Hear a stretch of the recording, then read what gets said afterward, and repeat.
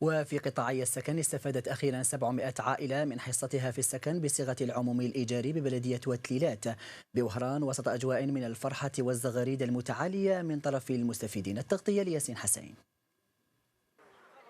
في أجواء من الفرح والسرور أقدمت السلطات المحلية لولاية وهران وعلى رأسها والي الولاية على حفل تسليم المفاتيح للمستفيدين من حصة 700 سكن عمومي إيجاري ببلدية وادي تليلات.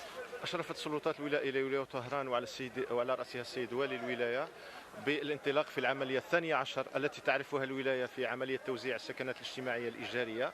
هذه العملية شملت توزيع أكثر من 700 وحدة سكنية على مستوى دائرة وتليلات. المستفيدين من هذه العملية عبروا عن فرحتهم شاكرين في نفس الوقت السلطات المحلية على المجهودات المبذولة.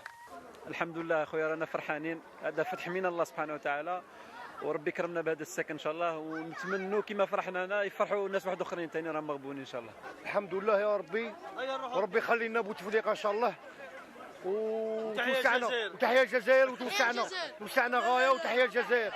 تبقى عمليات الترحيل متواصلة في ولاية وهران خاصة بعد الاحتجاجات الأخيرة للمطالبة بالسكن التي أضحت نقطة سلبية في الولاية.